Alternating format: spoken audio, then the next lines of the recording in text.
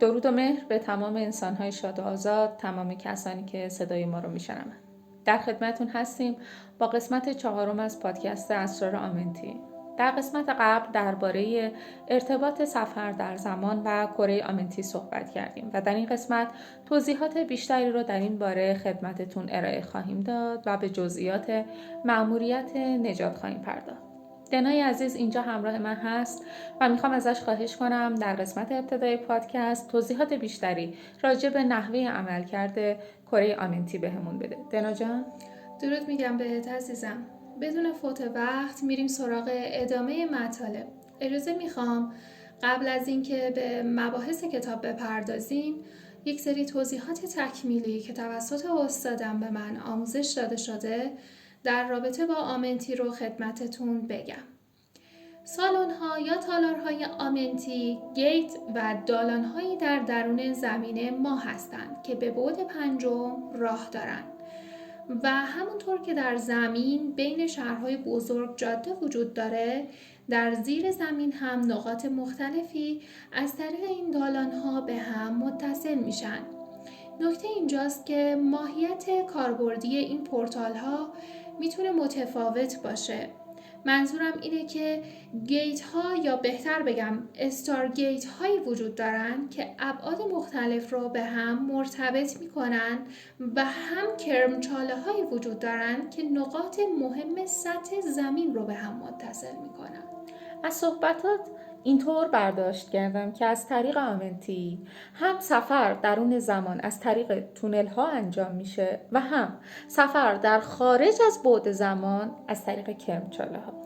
درست فهمیدیم. در تکمیل مطالب بگم که در سفرهای درون زمانی بعد مکان بر روی زمین تغییر پیدا میکنه، ولی در سفرهای خارج زمانی از طریق ورتکس هایی که باعث بالا رفتن شدت جریان و فرکانس میشن در درگاه کرمچاله ها ما به ابعاد دیگه ای میریم. خوب، متشکرم بابت توضیحاتت. برگردیم به ادامه مطالب کتاب مسافران. عنوان این بخش کره آمنتی و معراج روح و مأموریت نجات از تارا هستش در 550 تا 250 میلیون سال پیش. بله، کره آمنتی در واقع همون غار آفرینشی هست که بسیاری از اساتید معنوی از اون صحبت کردن. خیلی خلاصه بخوام بگم، گفته شده که غار آفرینش جایی است در اعماق فرابعدی زمین که در اون پر از کریستال‌های ارزشمندی چون کوارتز هست و این غار تمامی اطلاعات مربوط به آکاش شما چه در آینده و چه در گذشته رو در خودش ذخیره داره و تا به امروز تغییرات زیادی در اون ایجاد شده. کره آمنتی کاربردهای زیادی در ماتریکس زمانی ما داره. هدف اولیه نجات ارواح سرگردانی بود که به HU1 سقوط کرده بودند. بر اساس میثاق پالیدور، میدان مورفوژنتیک آمنتی کمک کرد که این قطعات آگاهی با DNA و آگاهی اورتارانات هایی که تجسم پیدا کرده بودند ترکیب شه و موجودی ایجاد بشه که هم نمونه اولیه DNA 12 رشته‌ای توران اوسیام رو داشته باشه و هم میدان آگاهی HU1 رو و به این شکل بدنهای زمینی ابتدایی تجسم پیدا می کردن. اما لازمه این فرایند یعنی به وجود اومدن انسان زمینی این بود که ارتعاش زمین بالاتر بره و این روند به زمان زیادی نیاز داشت. در ضمن افزایش ارتعاش شبکه سیاره زمین، سایر ایتی های HU1 از زمین بازدید کردند و نژاد گیاهی، حشرات و حیوانات رو بر روی سیاره ما بذر کردند. همچنین تعدادی از موجودات اتری که فاقد چگالی ماده بودند در سطح سیاره قبل از ظهور انسان زمینی زندگی می کردند.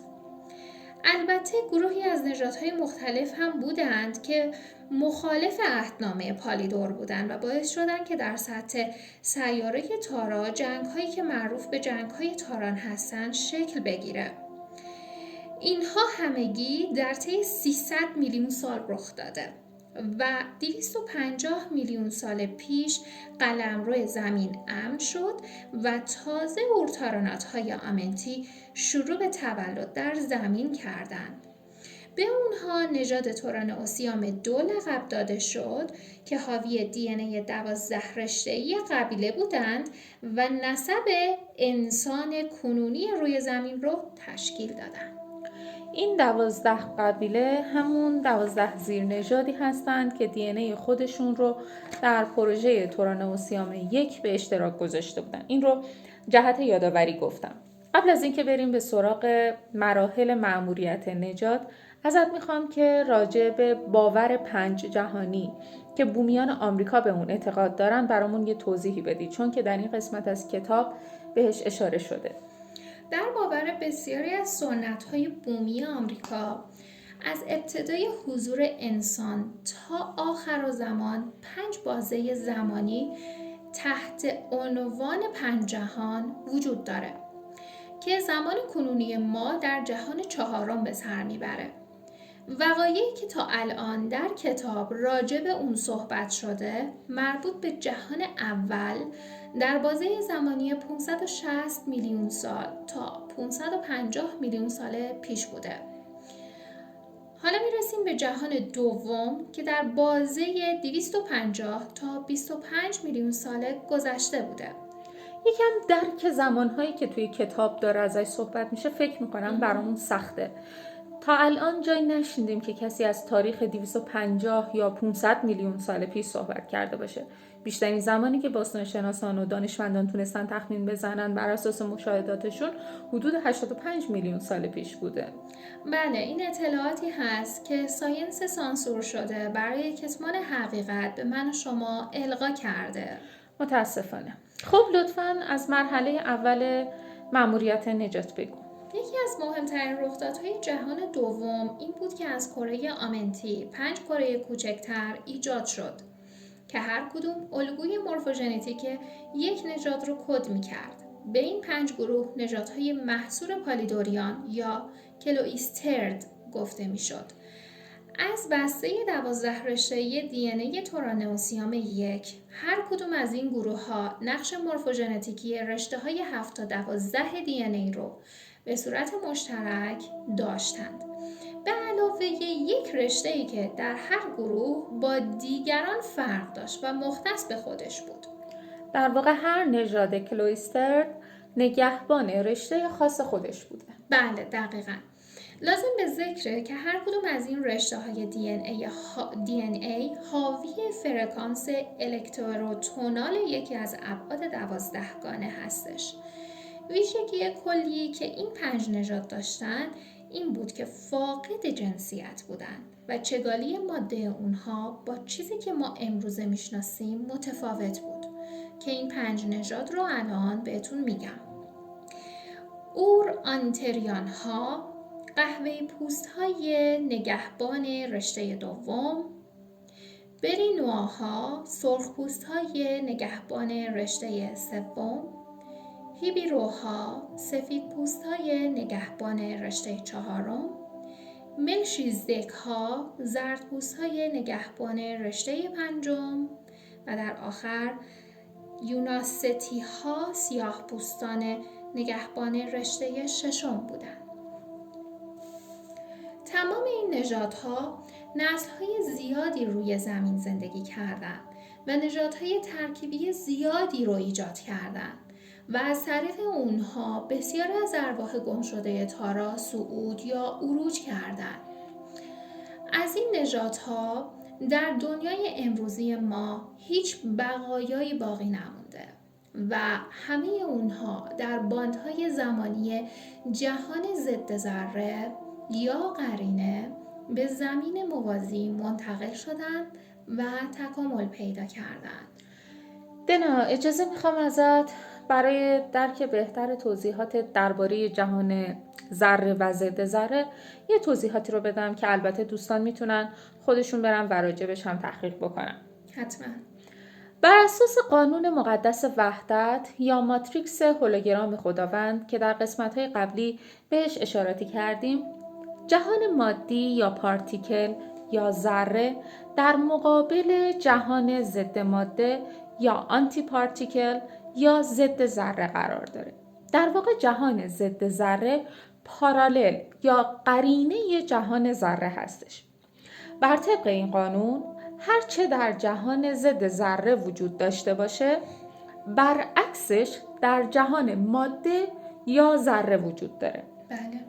ماهیت جهان آنتی پارتیکل سراسر انرژی و معنویات و ماهیت جهان پارتیکل سراسر ماده است. ذرات در جهان آنتی پارتیکل بر پایه پوزیترون و انرژی بر پایه الکتریسیته است. ولی در جهان ما، جهان مادی، ذرات بر پایه الکترون و انرژی بر پایه مغناطیس هستش. هر دایمنشن و سیاره‌ای میتونه همزمان به صورت موازی در این دو جهان وجود داشته باشه. موجودات هم همینطور. البته لازم به ذکره که بگم اینها میتونن مسیر تکاملی و سرنوشت متفاوتی داشته باشن. نکته اینجاست که جهان حقیقی جهان ضد ذره و جهان واقعی جهان ذره است. بله، کاملا درست توضیح دادی. برای همینم گفتیم که در دنیای امروزی ما هیچ بقایایی باقی نمونده از این نژادها و همه اونها در باندهای زمانی جهان ضد ذره یا قرینه به زمین موازی منتقل شدن و تکامل پیدا کردن. البته که عده‌ای از این ارواح هم منحرف شدن و به کره آمنتی برگشتن تا به عنوان اعضای نژادهای ریشه در زمین در جهان ذرات دوباره متولد بشن. از اینجا به بعد راجع به نژادهای ریشه قراره که خیلی صحبت کنیم. بعد از این وارد مرحله بعدی ماموریت نژاد میشیم. مرحله دوم. بله، این 5 نژاد فاقد جنسیت بودن، اما قبل از اینکه به زمین ما بیان در گایا به 2 گروه تقسیم شدن و ماهیت اتری داشتن و هر گروه نیمی از رشته اول دی ان ای رو نگه داشت و رشته 1 با فرکانس بعد 1 که پایین ترین بعد هست تطابق داشت و هر نیمه اون کدهای یک جنسیت رو بیان میکنه و در کل از طریق اونا بود که ارتباط بین رشته های 12 گانه و زمین برقرار شد. پس اگر بخوایم جمع‌بندی کنیم اینطور نتیجه گیری میشه که اورتارانات ها اطلاعات رشته 7 تا 12 رو در ساختار ژنتیکیشون داشتن. وقتی 5 نژاد کلویسترد پالیدوری به وجود اومدن، هر کدوم محافظت از یک رشته جدید دی ان ای رو در ساختار ژنتیکیشون به عهده گرفتن. به این صورت رشته های 2، 3، 4، 5 و 6 هم وارد ساختار نژادهای جدید شد و در آخر هم این 5 نژاد به 2 دسته تقسیم شدن و هر کدام نیمی از پایه‌ای ترین رشته یعنی رشته اول رو در ساختار ژنتیکیشون کد کردن و دارای جنسیت شدن. به این ترتیب هر 12 رشته دی ان ای تونست به موجودات زمینی تحت عنوان موجودات تورانه و سیام با موفقیت منتقل بشه. بله دقیقاً. به نظرم لازم بود اصلا این تیکه رو کسی که ژنتیک خونده بیاد و به این تمیزی برامون توضیح بده. واقعا ازت ممنونم سهیلان که توی این قسمت از پادکست منو هم سورپرایز کردی و هم اینکه خیلی کمکم کردی در توضیحات. خواهش میکنم. ممنونم از لطفت و ممنونم از شما که ما رو شنیدید. در قسمت بعدی به مرحله 3 ماموریت نژاد میپردازیم. در نور و آگاهی باشید. مرسی.